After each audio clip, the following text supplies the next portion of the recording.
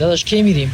من چه میدونم، یه تایمی میریم دیگه. چقدر سوال میپرسی؟ جانم خانم، چه لکی بیاری؟ به نظرم قرمز به اون محیطه میاد. کجا میریم؟ چقدر سوال بی ربط میپرسی؟ یه جا میریم دیگه. داداش من دستشویی دارم. خب چیکار کنم دستشویی داری؟ بیا رو سر من بشاش. من چه میدونم کجا بشاشه؟ این همه دشت و بیابان، برو اونجا یه جا بشاش دیگه. خام دستشویی نداری؟ بیا ببرم یه جای خوب بشاش. همینجا بشاش. خرما و موز اونجا زیاده، نگران نباش.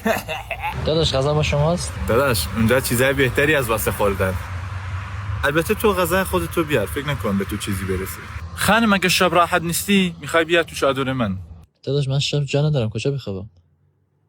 بیا رو من بخواب، خوبه؟ شلوارک حتما بیار، شلوارک خیلی مهمه. تعداد پسرا خیلی زیاده. اشتباه کردیم، خیلی پسر آوردیم. از مردم متنفرم. داداش اونجا آنتن داره؟ بستگی به خودت داره آنتنت کار کنه یا نه. یعنی چی؟ حالا بله متاسفانه پسرم هست. تایمش چقدره؟ مال هر کسی متفاوته دیگه، بستگی به توانت داره. توان؟ آره دیگه. اونجا سرد نیست؟ اونجا گرم میشی داداش. بله خانم، وقتی همه خوابیدن خودم شفق قطبی رو نشونت میدم. من یه رفیق دخترم هم میاد. نه بابا. داداش میتونم یکی با خودم بیارم؟